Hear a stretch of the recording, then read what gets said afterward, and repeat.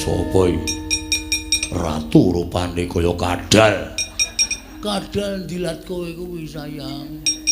Wah, sayang apa? Sayang 150. Diajeng aku Prabu Padokol Bawarsari. Waduh, Werkudara awak-awakmu jan kowe kulino senam ya. Kok awake kenceng ora jamak-jamak? Wah, cerewet. Aku lanang. Oh, so lanang ya gelem, wedok ya gelem. Aku apa-apa gelem aku. Aku ACDC Dewi Werkudara. Wah, pecah ndasmu, pecahan. Kowe ora iso mecah karo aku, sikep tambunge tenan. Oh.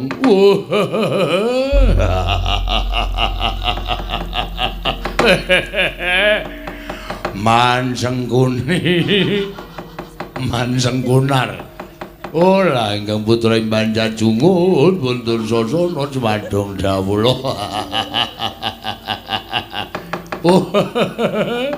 Werta-werti. Mansengkunar metu nglatar numpak dokar kula terus sasana nungsung kabar lo. Mansengkuni werti medal Jawi numpak pitmini kula terus sasana nungsung pawarti werti. Kebareng kula ngaturaken Herminakata man. Tegese apa dur? Her menika toya, mina menika ulam, kata menika galak. Sakala-kalae kulam kestrambahing toya tesih galak atur kula man.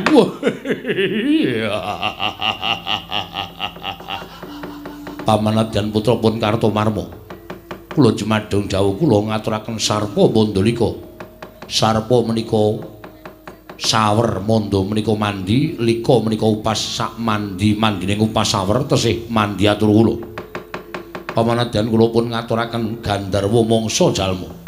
Gandharwa menika buta mangsa menika mangan, jalma menika menungsa sak galak-galake buta mangan menungsa tesih galak atur kula. Kula nyadong to, Mas. Kula ngaturaken Tirta Cantaka. Tegese apa? Tirta Cantaka. Tirta niku banyu, Cantaka niku kodhok. Pamanane sengkuni kaya kodhok. Edian. Ya, tak trima. Kowe kok nganti ngina karo aku. Paman Cengkuni. Durma Gati. Nggih, Man, kepalang kula ngaturaken jalma mangsa nasi uduk. Apa? Jalma mangsa nasi uduk. Tegese apa? Jalma niku menungsa, mangsa niku mangan nasi uduk niku enak. Sak galak-galake menungsa mangan sekul tesih galak atul kula, Man. Barang Putra Durma Gati Cemadong Dawu. Iya. Pripun kabare, Man?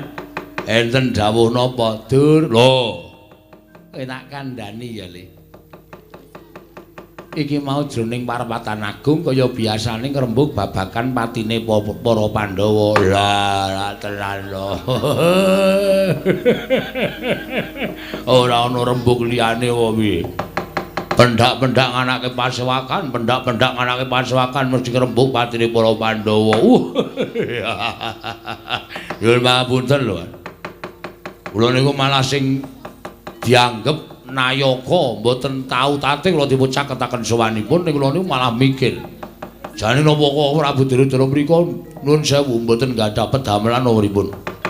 Lah ing atase ngrembug kok mesti ngrembug mateni Pandhawa, ngrembug mateni Pandhawa ya ngrembug liyane niku ora ya akeh to.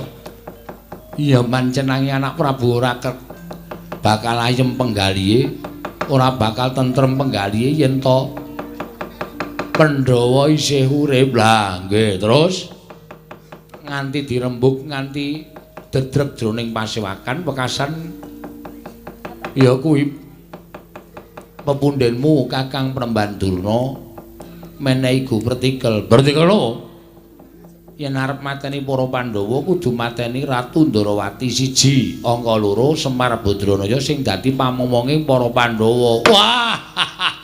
Cecak muntal cagak cebol gayuh wulan wuta ngetung lintang tangeh lakone jebak puruke. Wong kurang gawean niku wong tentrem-tentrem urip kok ando golek sirnane Koko Prabu Ndrawati karo patine Semar. Kula tak takon wong sak Ngastina niku sapa sing iso mateni Semar karo Ratu Ndrawati? Edian. Woh, ketoke piyai-piyai ning ora nduk pikiran. Kosong mlompong. Kaya bumbung wong wak.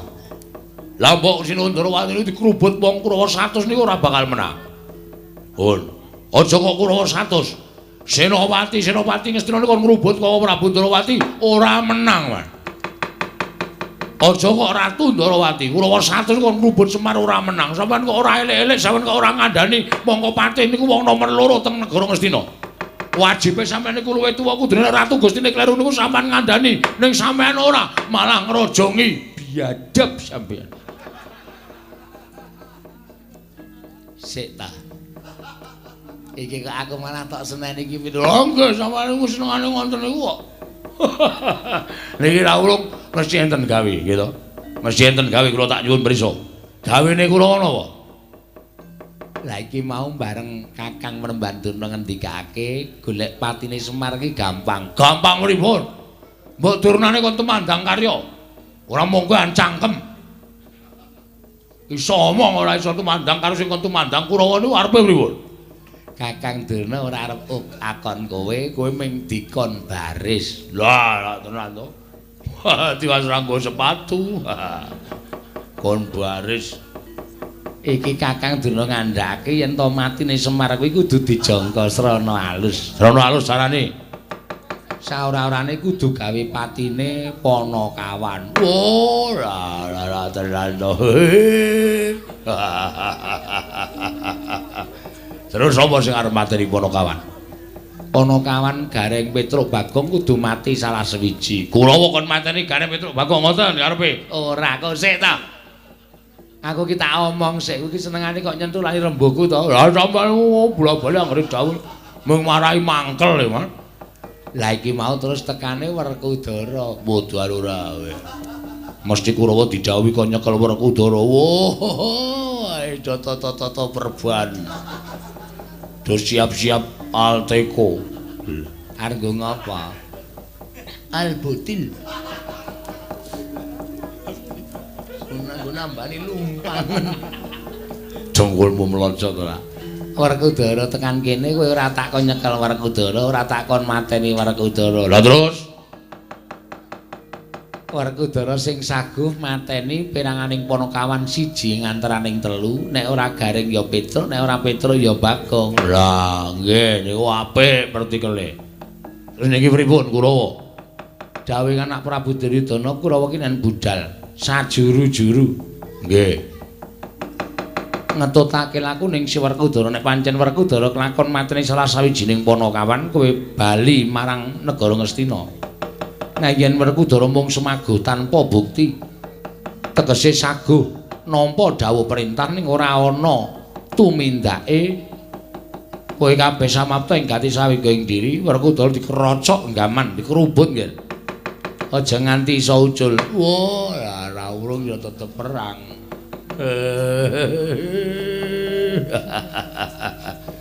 saguh radur mboten saguh temen dikunjara napa dawuh ratu kok mboten saguh. Kartomarma saguh, nggih, sagah, Paman. Swatama saguh, nggih, sagah, Paman. Citraksi saguh. Napa nggih? Sagah, Man. Nah, Durmagati ya saguh. Ya nggih, nek mboten saguh ajeng pripun? Lah iya. Mangkat to dina iki. Surtayu tak tuding dadi cocing ngajurit Nun Nista akan dawuh parambidan menika Paman sing ati-ati mangkat ya Dur nggih Nista akan dawuhan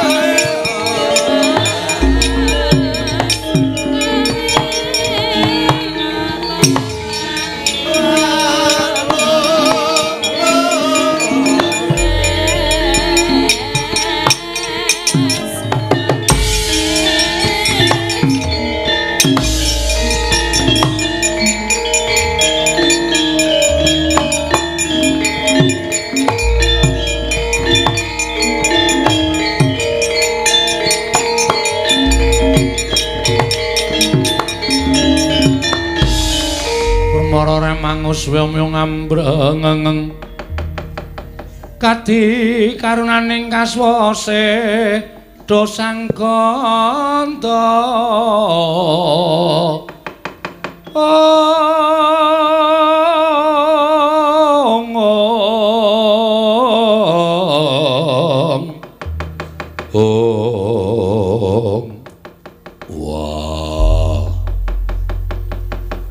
nyono babar pisan. Lah kok jebul kudu nampa kewajiban sing ora enteng. Monggo sing dawuh Durna bapakku. Bola-bali Durna bapakku anggere paring dawuh mesti ana kasunyatan. Buktine nalika aku didhawuhi goleki kayugung sesuai ngangin. Sartane aku didhawuhi goleki tirta pawitra maning suci. Kabeh kababar dadi kasunyatan. Mbok menawa iki dadi srana nggon Wisombayong kundure Wara Drupadi Mbak Yuku dadi tentreme. Wah, punta dewa kakangku Bagong. Kowe aja kaget yen pancen kowe tresna karo Pandhawa, kowe mesti kudu ngiklasake karo uripmu.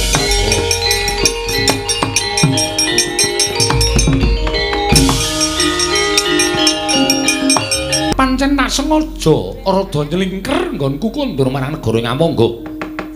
Aja nganti kadenangan wong-wong Ngastina. Pamreka mung kepengin ngelekake marang Werkudara Raja Keladu ing Matrap. Nggone banget percaya marang Begawan Durna nganti gampang diblethuk marang Pendhita Sukalima. Dimas, Werkudara adhiku cah bagus. Petuan nganggo nalar sing ganep aja buntung tembe mburine. Mengko yen kowe getun wis ora bakal bisa nglakoni meneh lho Werkudara.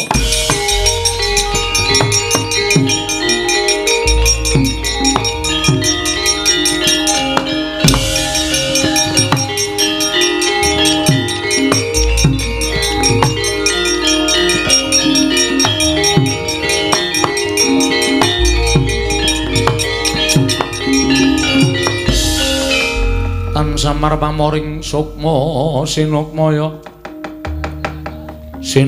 winayu ing ngasepi sumimpen telenging kalbu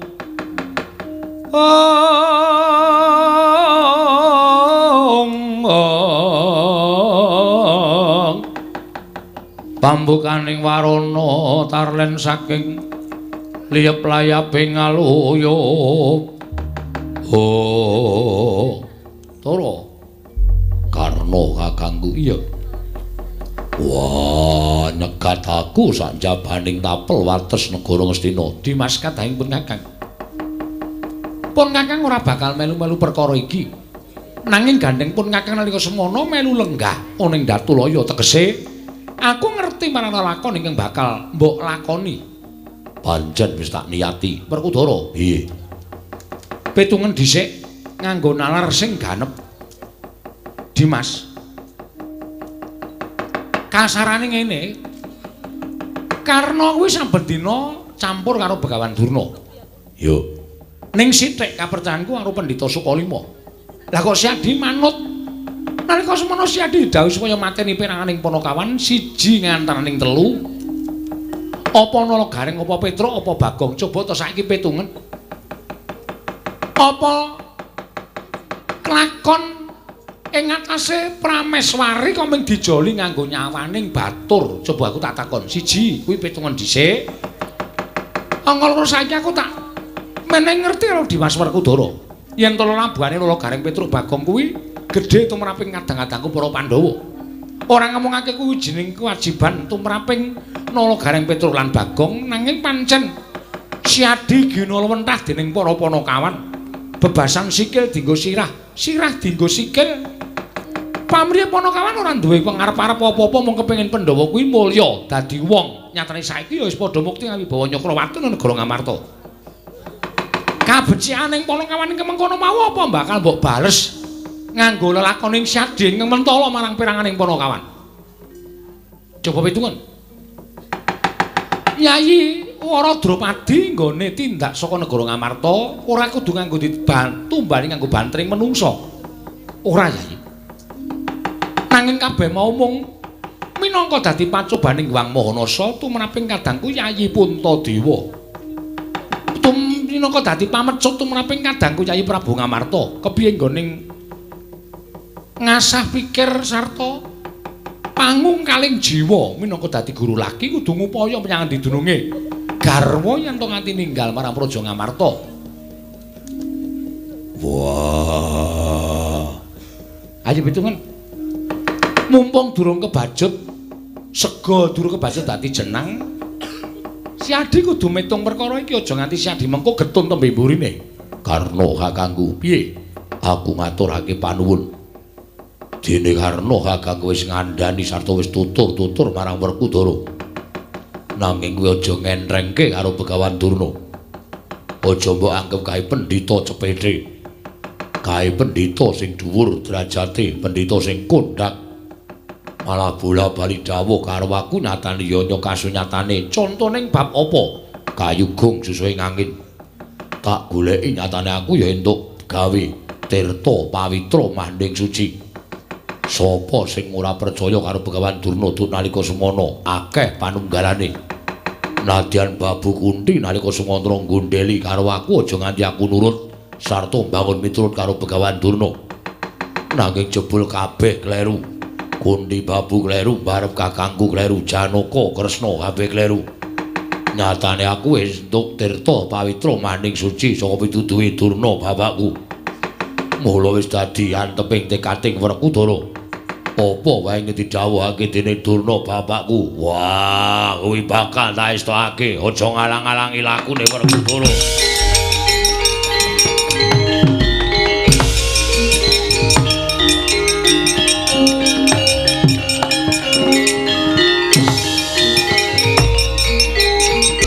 Saning Bathara wayah lara jagat. Lah dalah. Lah ya bener. Mongko akeh wong sing padha ngarani yen Werkudara iki kang pengawak waja, tegese ora mundur saka geguntur, ora mendha saka pangrerepa. Yen iya ya iya, yen ora ya ora. Dadi pambekaning adikku Panenggak Pandhawa. Ya, Werkudara. Yen manyen sira Syadi wis wani nglakoni lelakon iki, lakonana kanthi tewajuh. Perkara bener luput bejo cilaka bungah susah. Etungane wong urip nang alam madha kuwi mung mirna loro. Mung karindi sing dipilih. Sing ati-ati Werkudara. Muga-muga ora nganti Syadi kejlomprong marang juranging kanistan merga saka pokal gawene wong Astina Yayi. Yayi kadangku Jodipati.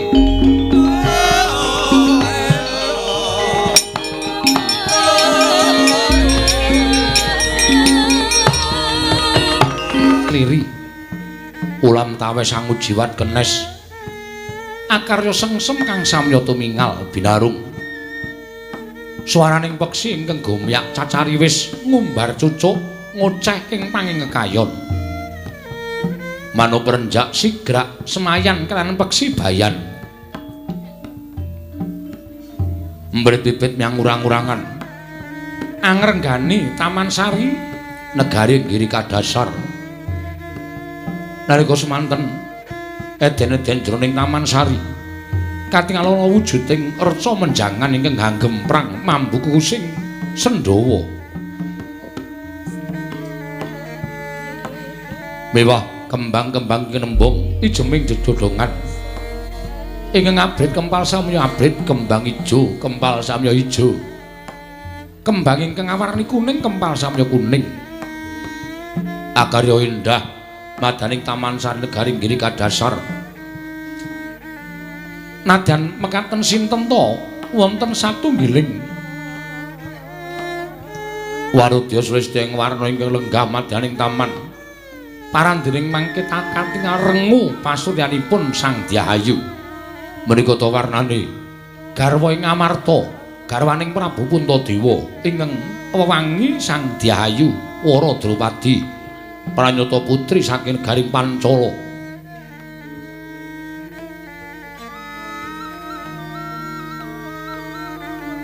katingal sungkawa enggalih krana pisah pinisaken dhateng Kang Garwa dening Sang Prabu Kala Sereng nalindra Giri Kadasar cinidra saking negari Ngamarta bineta wonten ing praja Giri Kadasar linenggahaken madyaning Taman Sari nadyan nadhep sangganing para cantrik para mban sedaya rumahap ngersaning Sang Putri Dewi Waradrawati panandhire sajuga kemawon dereng wonten ingkang anuju prana mring penggaling Sang Waradrawati mila hanggung tumungkul datan mobah datan musik nganti kaya pratima kencana katingal kembeng-kembeng ponang waspa wonten ing pojoking netra krana kemutan kelawan ingkang garwa niki Sang Nata Prabu Puntadewa parandening mangke tintrim madyaning Taman Sari negari Giri Kadasar datan wonten ing samyaning andika nadyan gegodhongan tangobah samirana datan mampah ingkang kapal semung swaraning ngoceng peksi miwaku mricik ing toya datang lam-lami madyaning Taman Sari dadak sakoring mangke sigra mecah swasana abdi mban ingkang wantun munjo atur ngersanipun Sang Dyayu Waradrawati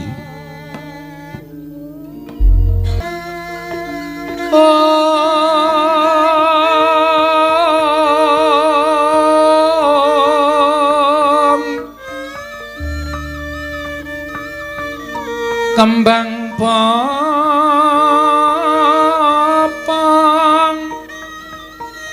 teratebang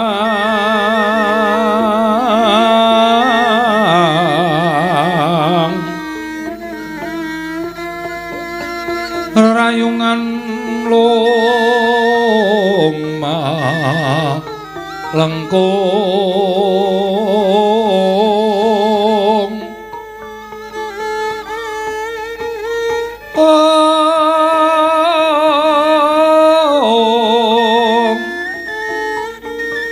tumelung rumambating yen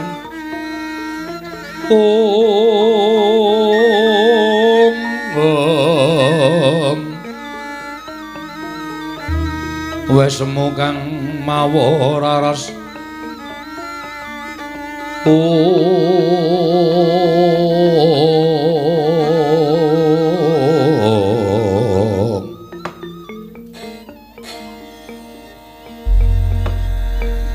Nak piye mak menginging sekawit Gustimu ki ngersake gending bundet oh kanggo dadine kok randu kentil karang yo apa-apa ki nek arang-arang ditokke kadangkala sok ora dadi sinau yo sok saklebatan sok lali mula ta Gustimu Waradrawati terus sengkel penggalihe ora kersa ngendika kudune rak ngawur kuwi peksi kuwung kok ha iya ayo kala-kala ya mbukak kaya ngene iki nak dinggo anu apa jenenge iki perbendaraan men ora patiya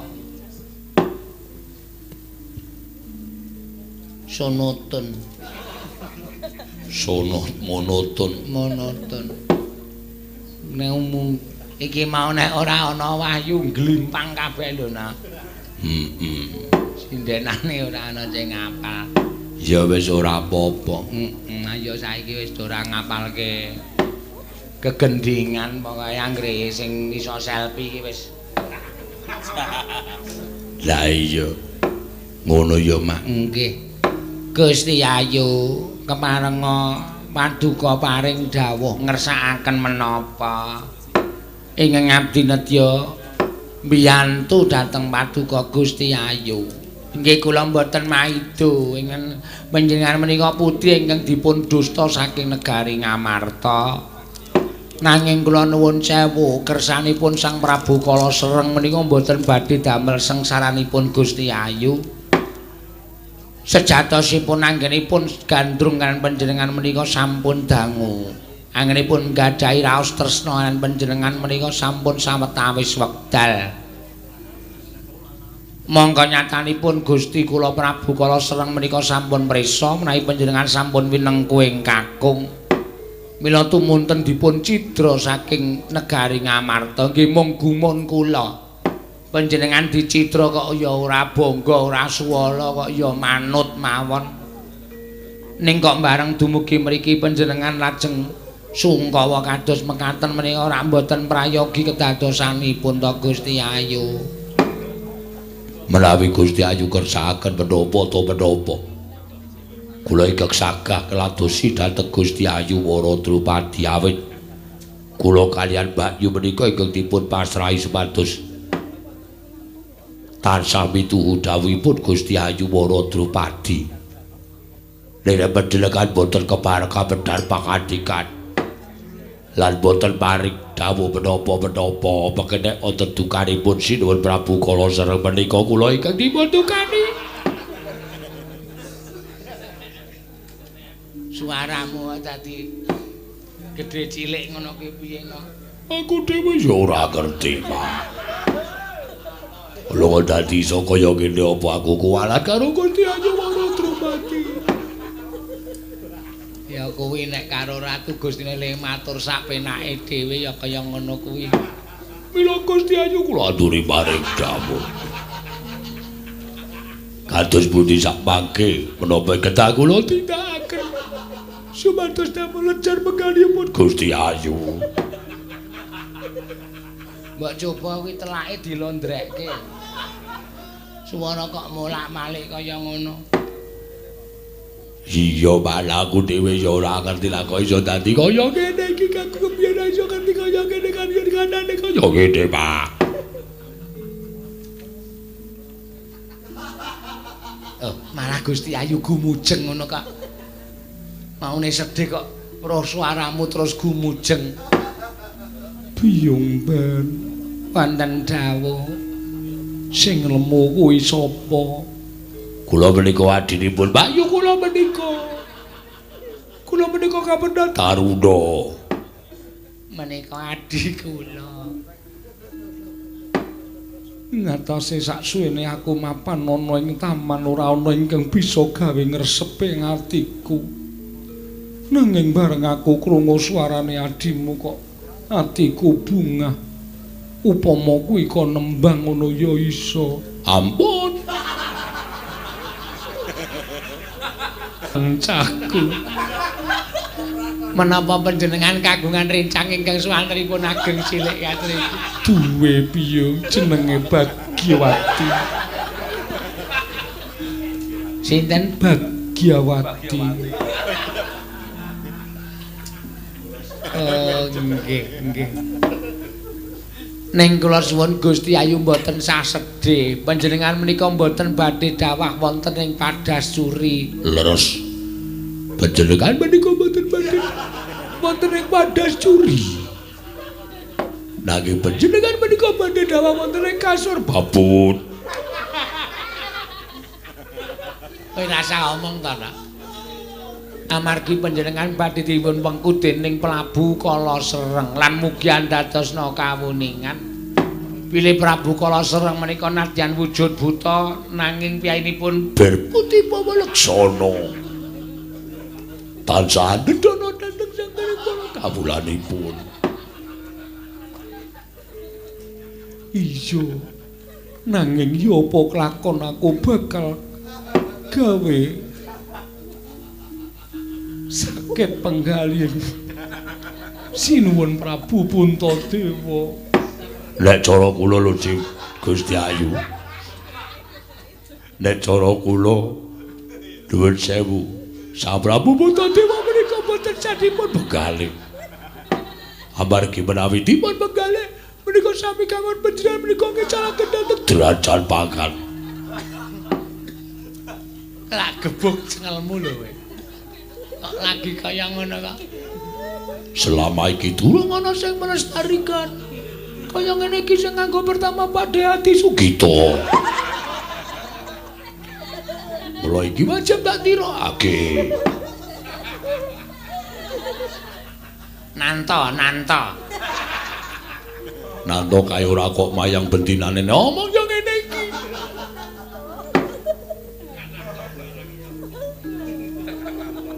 Mban sing kuru kowe mundura. Nggih. Aku kok rumangsa kelipur.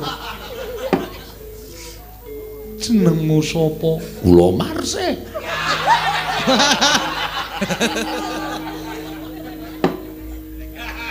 Marse sapa? Marse Sabdawati. Mono paneng kula badhe dipun dawuhi majeng. Iya maju wae. Ngestaken dawuh.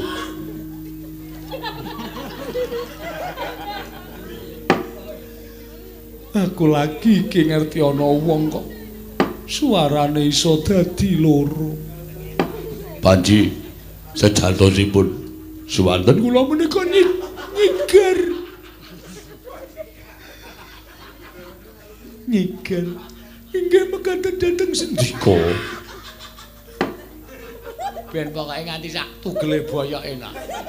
Terus aja leren nek urung semaput. Ben kapok.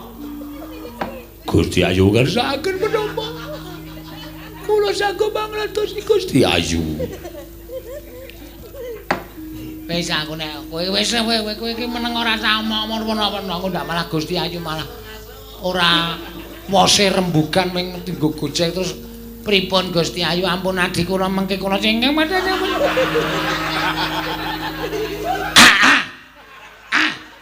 Ora tak singkir iki karo melu-melu iki.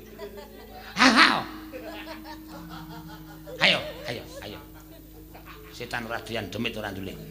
Ora ganggu gawe karo wong nyambut. Iki kok ana wabah penyakit apa sih? Dadi kabeh ketularan kabeh.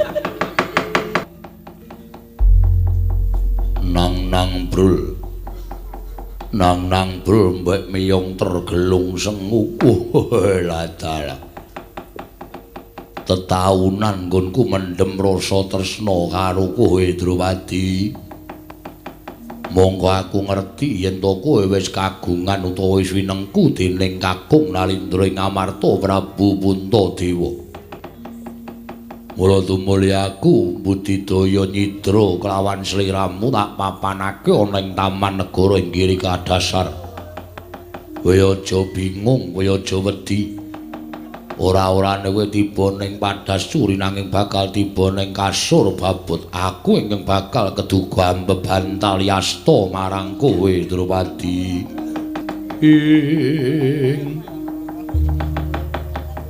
Wanodya yutama ngambar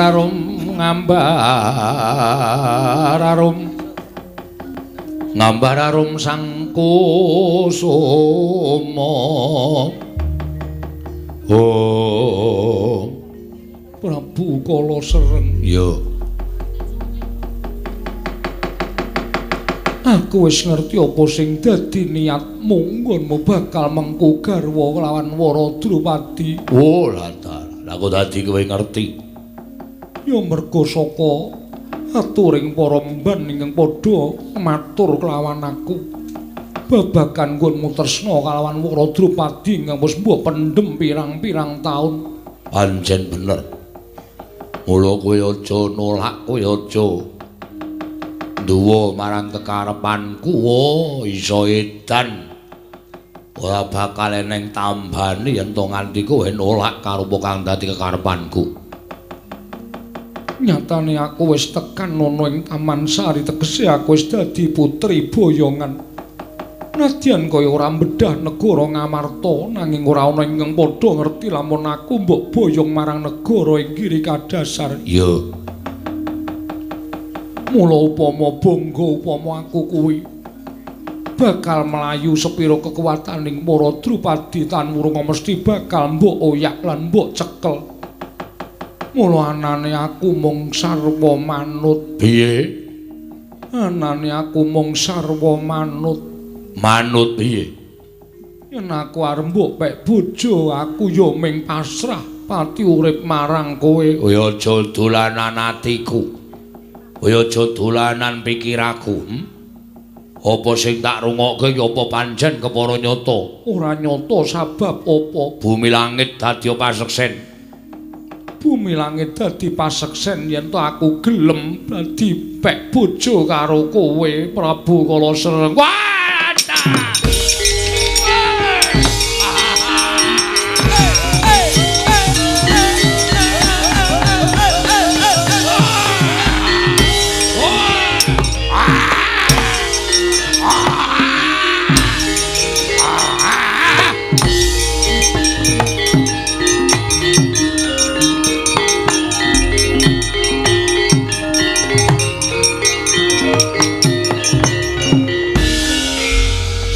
Seneng-senengku aku ora mbutuhke mban sing pekok-pekok wak cokoti do tekaning pati. Aduh kananmu piye Dik? Aduh ora ngerti apa Aku ngerti cokot karo Prabu Kalasreng. Ayo do golek tangga. Wala kaya mlaku ing wandi peteng kepapak obor sastra biar padang trawangan. Kaya ketiga ngerak angagak dumadakan ana udan dresing kang kawasa nelesi atiku Waradrawati. Ora dalah. Kalasreng Piye? upama aku duwe panjaluk Prabu Kalasreng kersa apa ora? Kowe njaluk apa? Njaluk. Ora bakal aku wegah maringake marang kowe yen perlu kowe njaluk patine prajurit 80.000 cacahe tak geceke sirahe kabeh. Apa kowe njaluk nganggo nyamping Mas Ginepeng, apa kowe njaluk nganggo suweng inten sak kurungan jago? Apa kowe njaluk nganggo ali-ali gedene sak pelek Vespa? Bakal tak wujudi. Aku ora bakal njaluk bondo donya Ning aku njaluk karo sampeyan. Sadurunge mengko garwa aku tak suwun siram jamas 7. Iya kuwi 7 tuk ing sendang ing ngapan ana ing ereng-erenging gunung ingkang cacahe 7. Lho. Bakal pirang dina le rampung? Aku kudu siram jamas ana ing sendang ingkang metu utawa ing mapan ana ereng-erenging gunung ingkang cacahe 7 tegese sendange ya cacah 7. Iya sinuwun. Mung kuwi wae panjalukku yen sampeyan bisa lakonana yen ora ya wis aku balekno ning negara Ngamarta. Ning nek sampeyan bisa nglakoni lakonana Tak lakonane.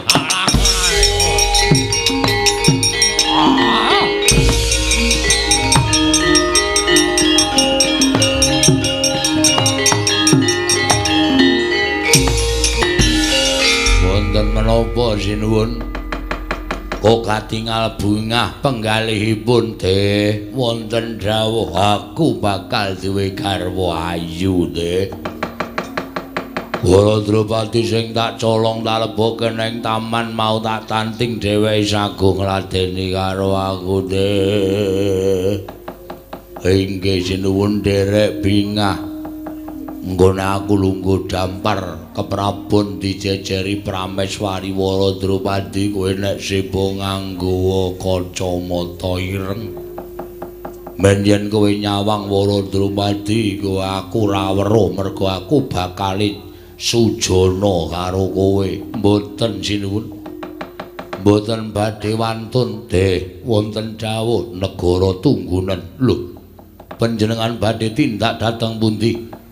Drawati njaluk syarat aku kudu siram jamas 7 sendang ingkang metu saka ereng-erenging gunung cacah 7. Tegese saben ana gunung ereng-erenge ning sendang aku kudu siram ana ing kono, siram jamas.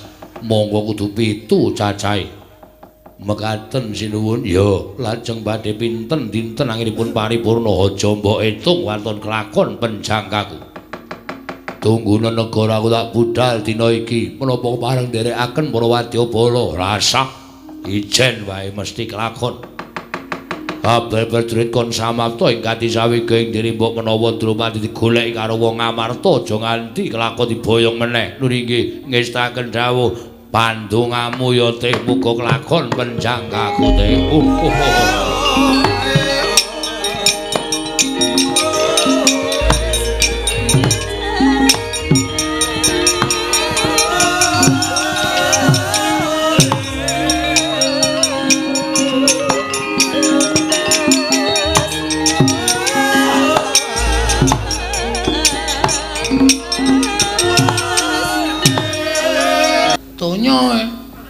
Ora nesu ya.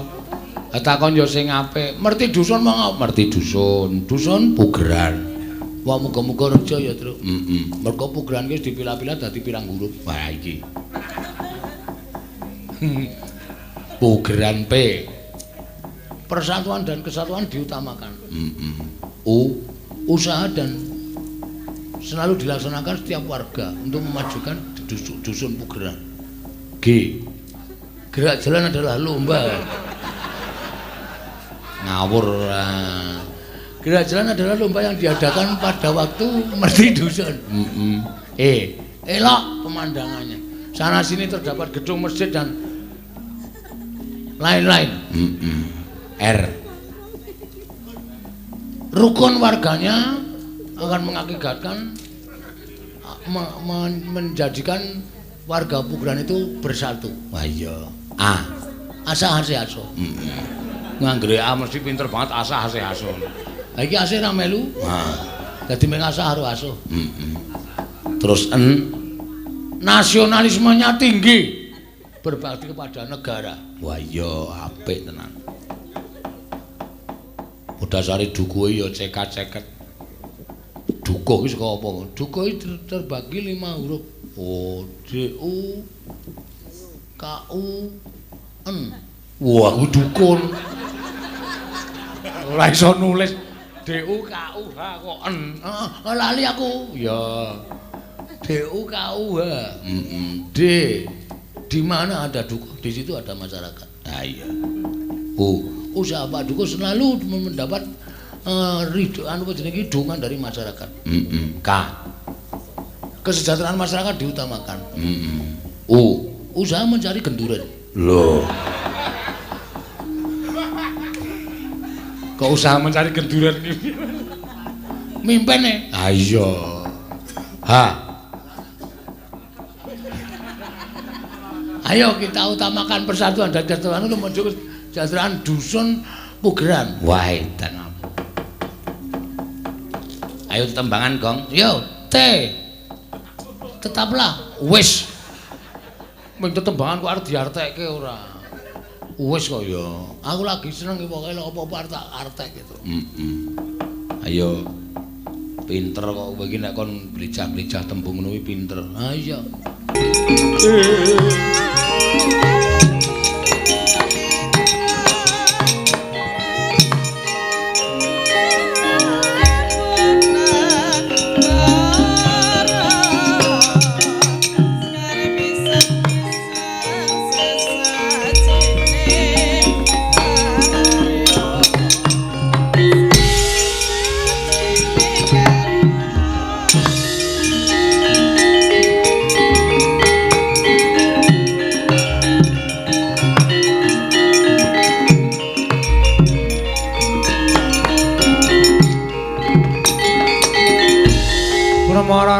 Swamya ngambreng kadi karunaning kaswase yane marga memalat kung dosang gondo astrat mojo ing ndara warku dara bekti kula den yo Semar tak tampa bekti kula ndara Lolo Garing tak tampa bekti kula Gus yo Petro tak tampa bekti kula Bos yo Bagong tak tampa. Enten apa? Lah kok dadi sampeyan rawuh teng Karang Kadempel. Wah, Semar. Praptaku ning Karang Kadempel. wigati mung bakal nanting karo kowe. Nanting perkara napa? Kowe isih tresna apa ora karo Pandhawa?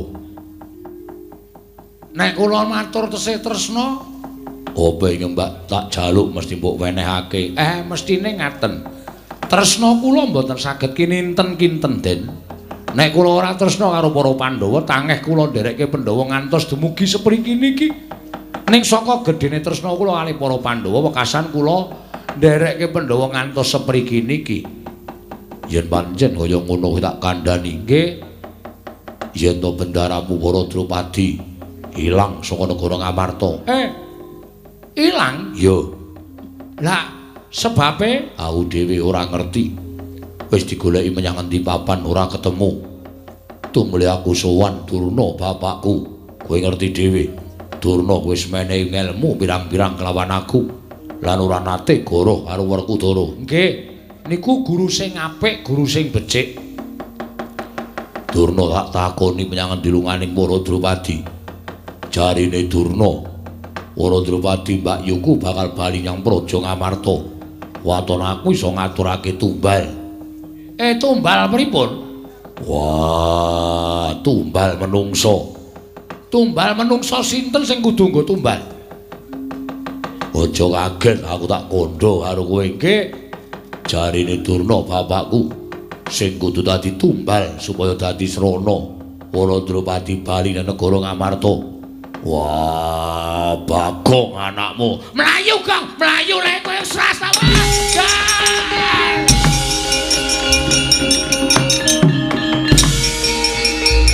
Piye kae?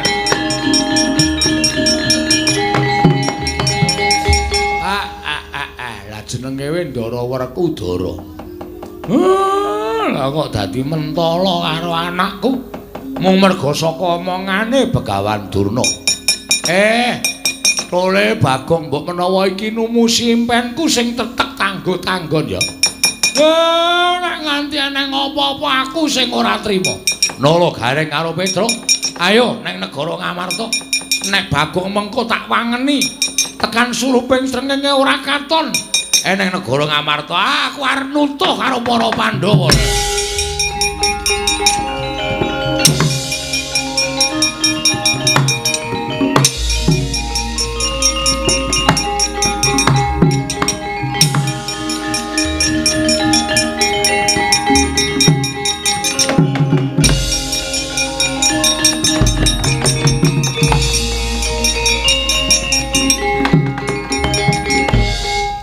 Melayu mau ngapa ya?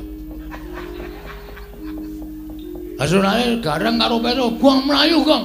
Melayu, Gong, mane modar kowe." Neng aku ora paham masalah iki apa. Aku ya mung waton kesusu melayu kok. Ning kok Ndara Werkudara kok ngoncet karo aku, kok ngoyak karo aku ki masalahe piye aku tak ngerti.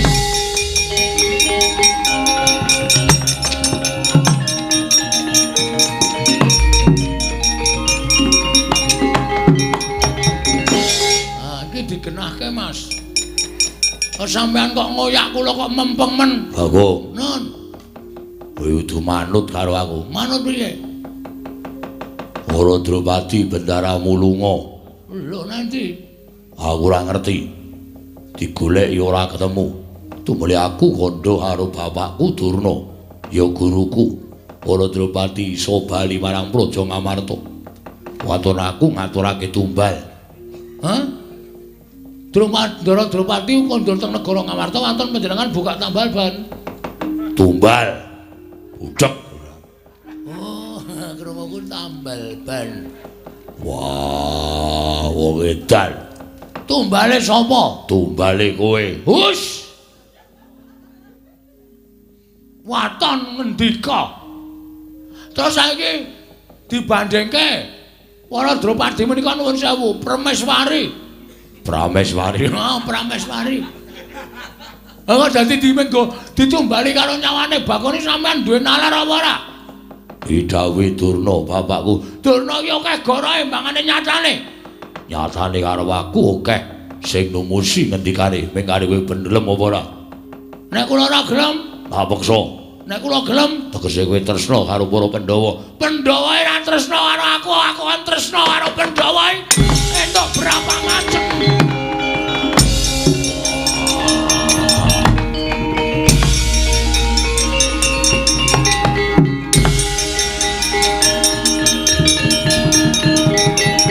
Oh, ketuan.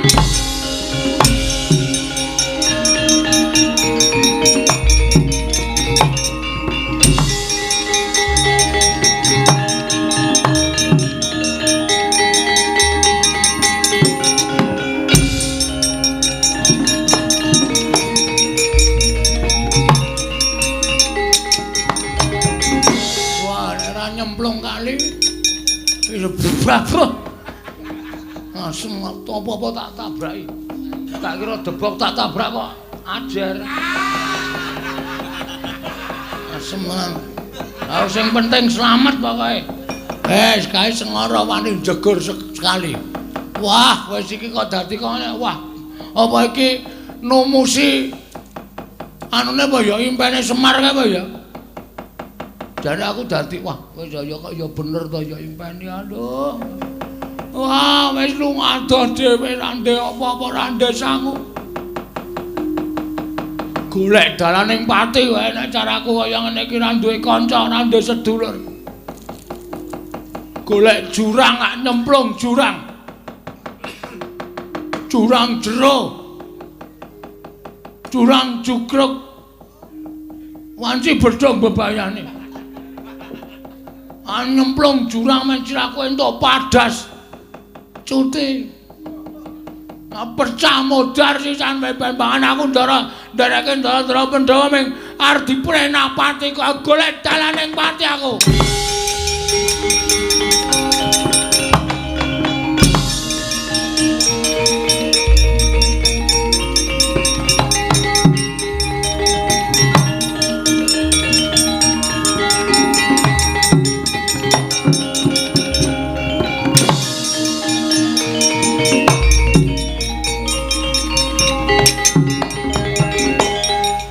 Dhuwur munggah bukit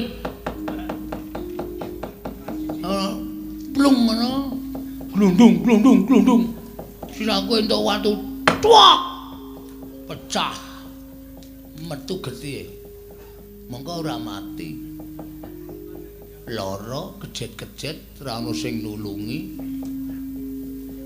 piye ya ora ya wis lah gak selak malah pikir aku tekan dindi wis nyemplung jurang wae ah. Iki ngarep iki ana jurang. Mbok tulisane Bukit Bintang. Pathok apa ya semenarana engko aku nyemplung Bukit Bintang plung. Glundung.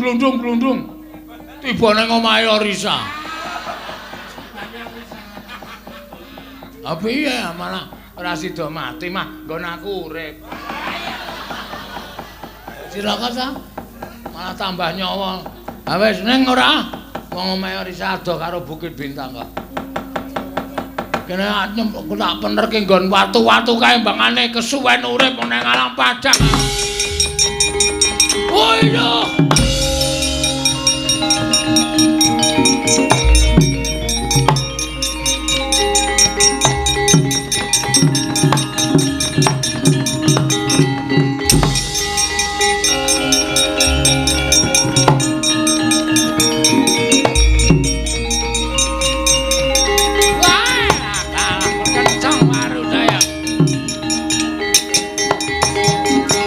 Mikun sing langit kalap-kalap katon lir kincanging risang mawe gandrung sabaran katulu wukir moyak mayik saking Dias Baliwur kencang warudayang pak pong bolong kali cedhe sapa sing gawe mula kayangan geger lah kok dadi Bagong golek dalaning pati dadi gara-garane kayangan lah Bagong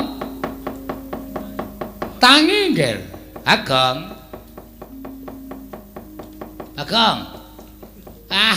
Dewa kok dapusi. Wong hidepe wis kriyip-kriyip kok gayane mati. Kuwi jenenge wong merem ning ora tewajo. tegese hidepe keder. Bagong.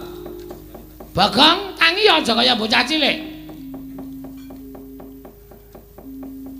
Kaya ana suara ya. Apa iki malaikat? Malaikat dengkelmu kira. Ayo melek ora. Ayo melek. Pulo.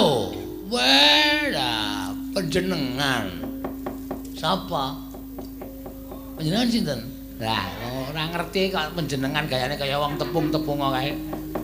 Soale kulino nang pasar kaya wong tepung ben iso silidit. Wo. Median ora. Panjenengan sinten Bu Kulun? Kulun bertalat-rada. Walah. Lam-lam perjiwatan boyo mirah boyo ingsun. Sun permak dadi ndika. Bu Kulun. Ngaturaken sembah mambekti kula konjuk Bu Kulun. Iya ulun napa? Pangesturun tampan ana. Kula pundi nggo jimat paripe. Daerah ning kasantosan Bu Kulun. Bu Kulun, piye? Wonten napa panjenengan? Mrepeki kalian jasad kula Bu Kulun. Bagong, Nun. Kita aja nglalu. Lho niki kula mboten nglalu kok. Kita nyemplung jurang glundung. Kula paske ngisor blethokan Bu Kulun. Dadi empuk mboten bakal tekaning pati. Kowe lak trondolo iki. Dewa kok dapusi karo titah. Nggih Bu Kulun.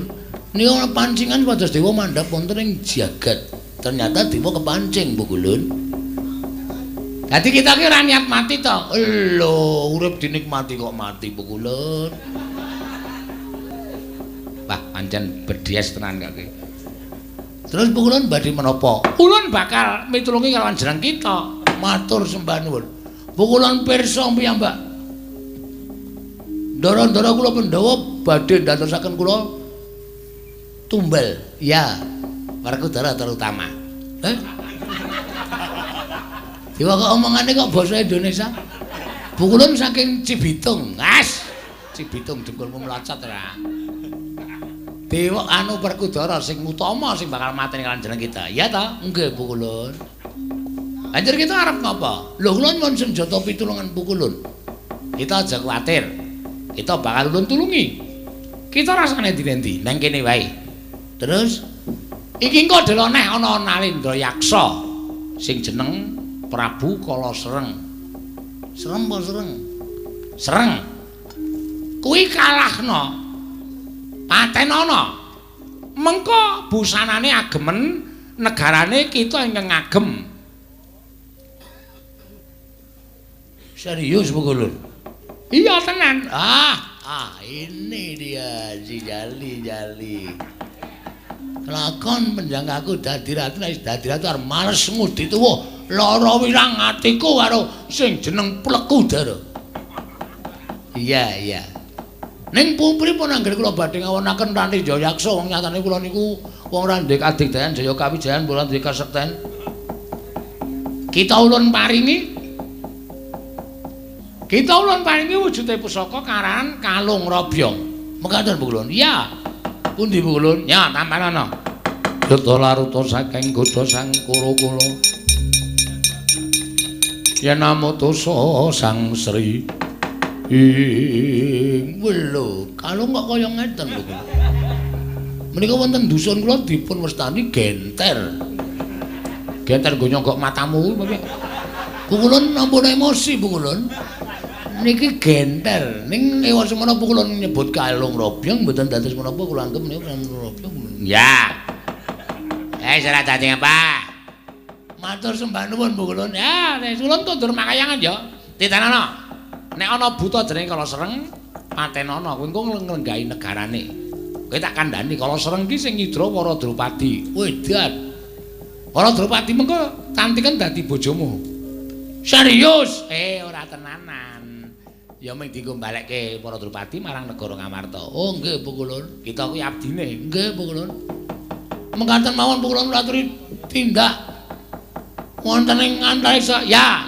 Ulun kondur makayangan ya. Bagong nggih Bu Kulun ngatos-atos.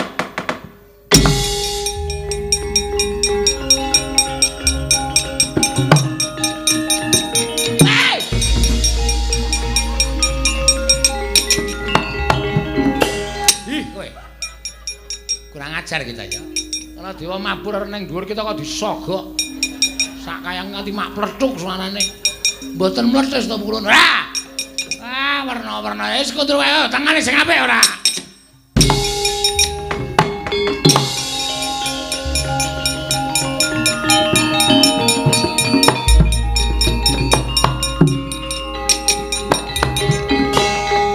Dadi srana aku nek arep mukti ngawibawa Nyakrawati Mbah Dendra. Sapa sing ketok ratu buta jenenge Prabu Kala Sereng pateni dening Bagong Garing atiku.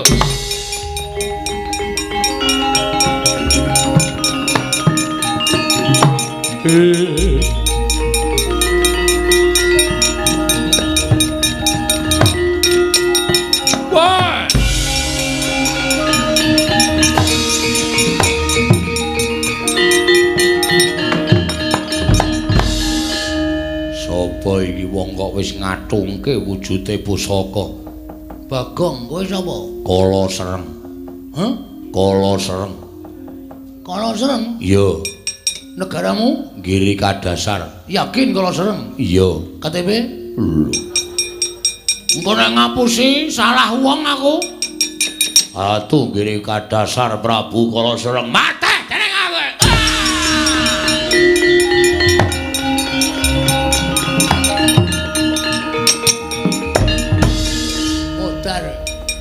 Wangi wong pulun rada kon nganggo sandangane. Wah.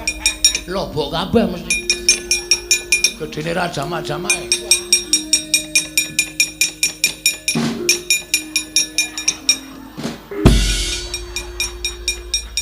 Lah gleleng aku saiki. Wah, wis. Ukirane keris kaya lho, piye? Wah. Sugih Bondo Bandu. Kawula Giri Kadasar. Ratu Gustimu tekaning pati. Aku Prabu Kala Sereng. Ya Prabu Patokol Baworsari. Patokol, awas aja kuwale. Patokol Baworsari nglenggah nang Giri Kadasar.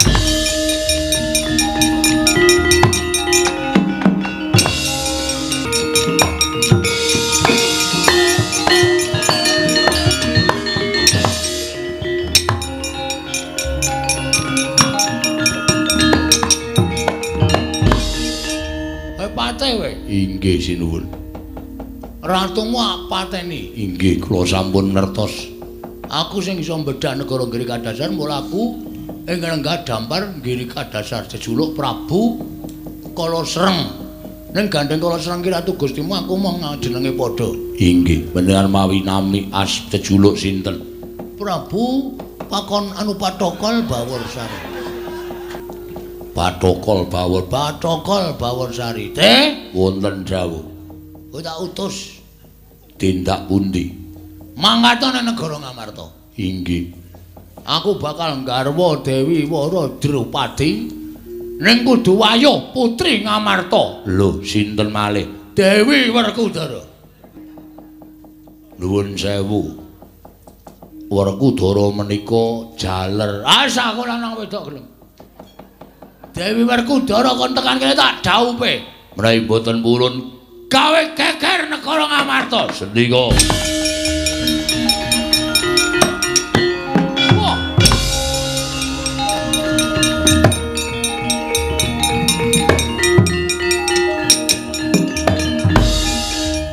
Wara Drupadi Kula wonten dawuh sinuwun. piye? Prabu Kala Sereng karo aku bagus endi? Sami-sami awonipun. Nek ora aurane ketok aku ta aurane. Inggih. Ketobat sandangane ra kok apik men pirang-pirang. Nyengkelit keris, nyengkelit bendho. Iki nggo mateni mungsuh, iki nggo sambi golek ramban karo Drupadi. Inggih. Terus kowe sidane gelem karo sapa? Purun kaliyan Gusti kula Prabu Patokol Baworsari. Asik. Ning aku ora arep ngijabi karo kowe nek urung entuk garwa nomor 2. Sinten? Dewi Werkudara. Mekaten. Heeh, mula kowe manjing ning akekku kecubung Inggih. Ingkang pundi? sing jari manis. Inggih. Tak gawa ning negara Ngamarta mbok menawa pateku ora iso mboyong Werkudara boyonge karo Drupadi ngestaken dawuh.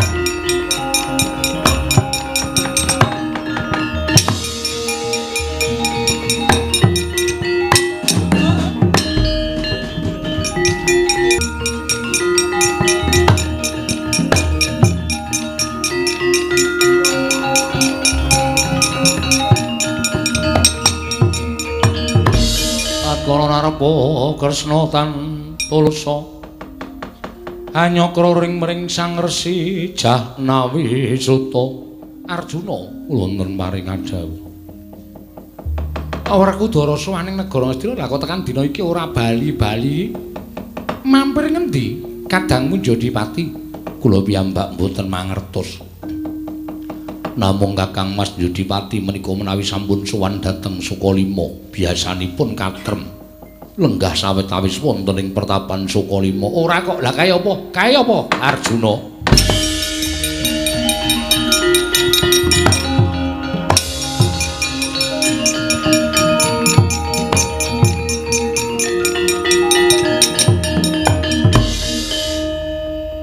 Kok nganti suwe si Adi nggone nyuwun pirsa aran Begawan Durna. Apa si Adi kampir dhisik marang Sukalima? Ora. Lah saka ngendi? Wah, Durna tak takoni. Wara Drupadi Mbak Yuku iso bali marang negara Ngamarta ning syarate ana. Nggonku suwe mau mergo golek syarat. Syarate apa?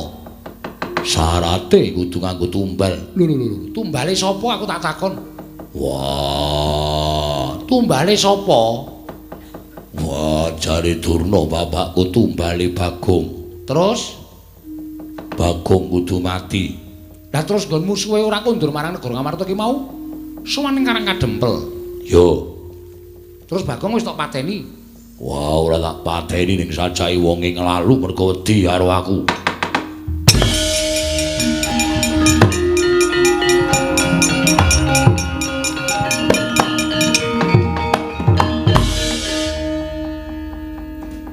Kowe kuwi sentosa ning kurang pitung.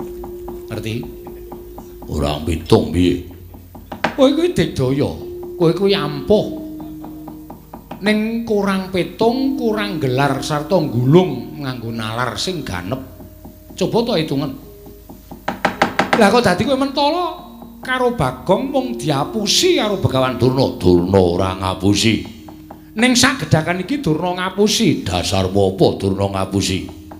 Merga Durna kuwi lenggah ana negara Ngastina. Mong Ngastina kuwi siji wae ora ana ingkang seneng karo Pandhawa.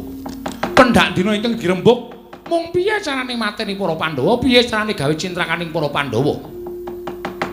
Mongko mateni Bagong, mateni Panakawan kuwi wis diancam dening Kurawa. Mataun-taun suwene ning ora kelakon. Lah kok dadi saiki patine salah sawijining Panakawan malah saka Pandhawa dhewe iki kowe iki nalar apa Rudra?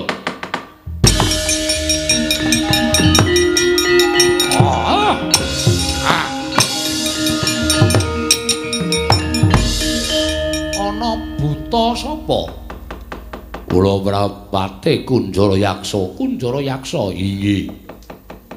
Wigatine sowan dhateng negari Ngamarta. Iki wis tekan Ngamarta ya mung papane ana ing pagelaran. Kowe matura mengko tak aturake marang Nyai Prabu Darmakusuma. Dipun utus Ratu Gusti kula. Ratu Gustimu sapa? Prabu Patokol Bawursari. Nglamar putri Ngamarta. Lho. Putri Ngamarta sapa? Naminipun Dewi Werkudara. Sapa? Dewi Werkudara. Kapok ora kowe. Ki lho gagahe semono kok dianggep wong wadon. Werkudara. Nggih. Ana sing arep nglamar karo kowe dianggep wong wedok jenenge Dewi Werkudara. Wah, cakeme.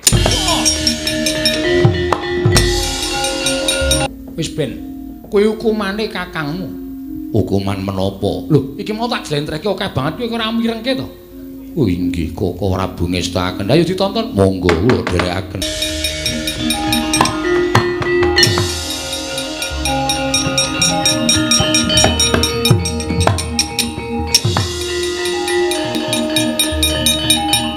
Wah.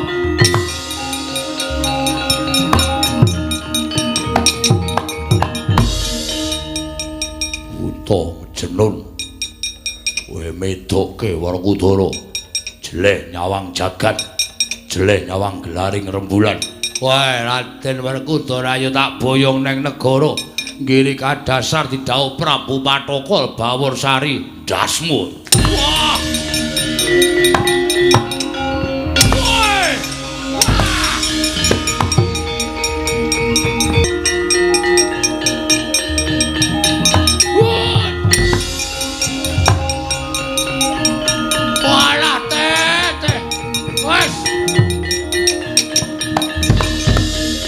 Sembadane dandan metu dela gajul Werkudara kok kalah kowe. Tak dongake muga-muga kecemplung neraka ya teh.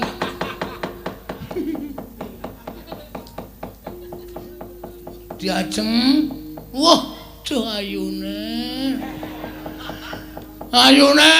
tumpah undang nong neng. Aku calon guru lakimu Dewi Werkudara.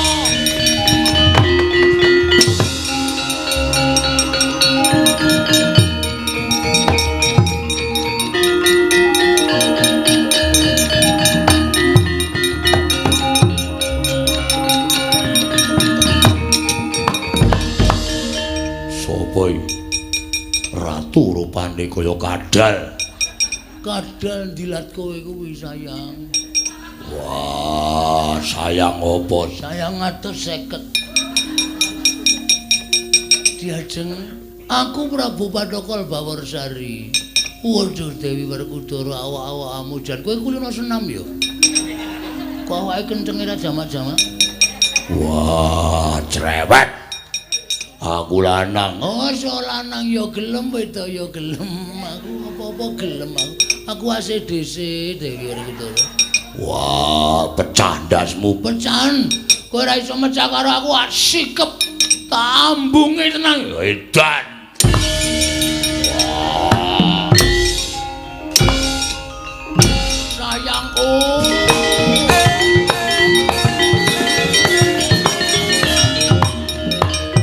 Wah.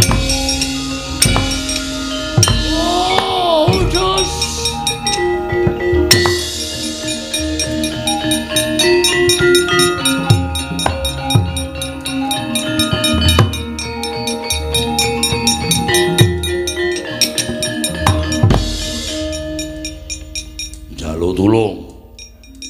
Jaluk tulung apa? Wah, aku kalah. Musuh Prabu Patokol Baworsari. Lah nek kalah ki tegese gelem dirabi. Mo. Gelem mo to wong dadi bojon ratu kok. Wegah, isin aku. Rasake ora kowe saiki kewirangan. Wah. Kawula ngamartosmana akeh sing padha nonton nggonmu perang, do keplok-keplok. Mergo wis padha ngerti ento kowe mentala karo Bagong.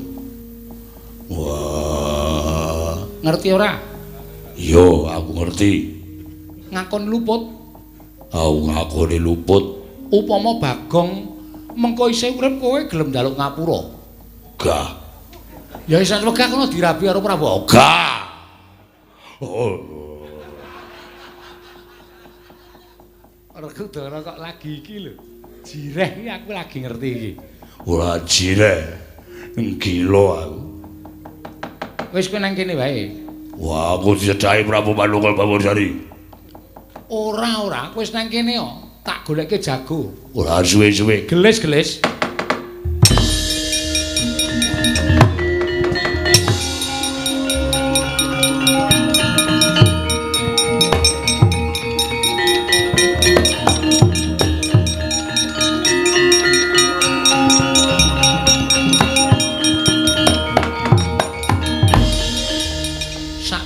Jago kuwi mangkat perang sangonana rasa luputmu marang jago-jago kuwi iki. Mar, kula njaluk ngapura. Sing ngempun nggih empun ning ampun terus kaya ngoten. Yo. Areng apa? Ora gaya reng kowe iki ora nek padhang kabeh dincim kapok kowe. Wonten dawuh njaluk ngapura. Nyawae. Nyawane Bagong ya, Tru. Wah, aja nangis, aku ndak saya rumangsa kleru. Nggih, nggih pun. Petro.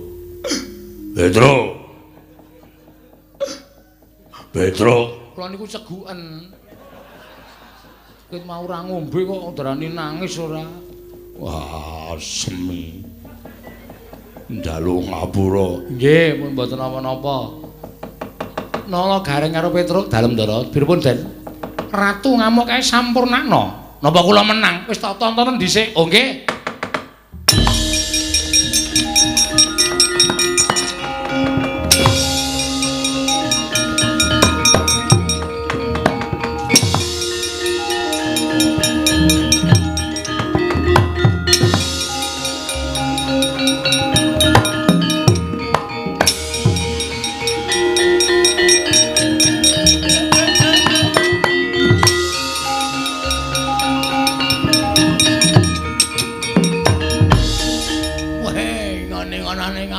Pirang-pirang. Iki ana kirek-kikik barang. Kikik dengkulmu melocot ora. Truk? Rene ya.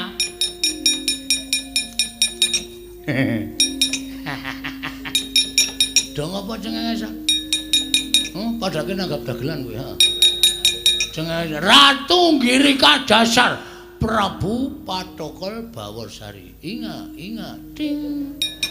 Aja kleru, aja pakon Patokol Bawarsari. Kaya ora pangling ya, Tru. Ora nak aku ya. Mbok raine iki ditemplok-temploki wulu kae banget ya. Tetep ora pangling aku. Iya iki sepatuku iki sandalmu ngono kok ketokan. Oh iya ngono kok. Ayo, mungsuhmu aku. Mati jeneng aku samplok.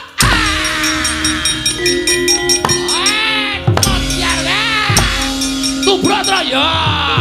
Iya. Woi. Wah.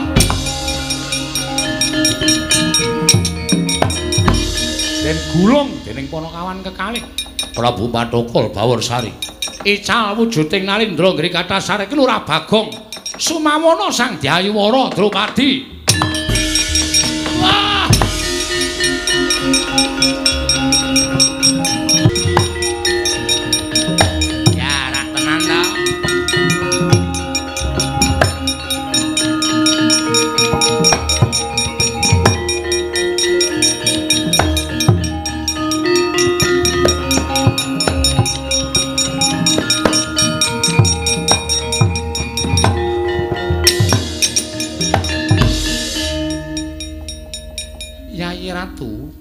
Kasinggihan Koko Prabu. Wonten pundi to kok tindak saking negari Ngamarta? Cinidra Nalindra inggih kadasar Prabu Kala Sereng. Nanging Prabu Kala Sereng pejah dening Bagong tumuli kula dipun singetaken. Piye? Sida gelem ora? Ora Bagong, ya kurang ajar. Wah, wis tuku obat. Aneh-aneh ora. Bagong ora kurang ajar kae bendaramu kok sida gelem. Bagong. Kowe iki jak omong piyayi kok meneng wae to? Apa mripatmu kuwi? Ayo ki mandeng mburimu ae. Karepe piye karepe? Teruske saiki kok piye? Aku dendam karo Werkudara. Mentolo-mentolane arep mateni karo aku. Aku njaluk ngapura. Penak. Men njaluk ngapura. Aku munggah gunung dengkulku lecet-lecet. Kita tukoke obat merah entek 350. Kapuhe entek 75. Nah ora ragan ngono iki ora entek aku. Wah, Rai Joli. Dijoli mengko ndak malah ora prayoga. Dijoli. Yo. Kene ora mung ngomong tok. Rasa ditung. Dadak disuwiri nang jero sak. Terima kasih. Njaluk ngapura. Ora apa-apa padha-padha. Rumangsaku kok Anggere dijoli dhuwit kok njur nyawa enteng-enteng. Ada kaya itu. Aku mengeketan papat ki maksudnya piye? Obat merah 350, kapok 75. Kapuk 75 nggo ngapuki ndasmu kowe. Oh ya wis semene terima. Oh, ngawur ya. Bagong senengane kok aneh-aneh. Nggih, sinuwun karang nggih mboten ngoten niku. Lah kowe iso dadi ratu barang. Anggal nggih karang lelakone kok mboten pripun-pripun. Ning kowe iso labu-labet tumraping negara Ngamarta. Nggih. Kowe ngundurke Yai Ratu Wara Drupadi. Nggih. Aja kuwatir mengko Werkudara wis maringi kowe bakal entuk saya akeh saka Yai Prabu Puntadewa. Nggih lho. Iya.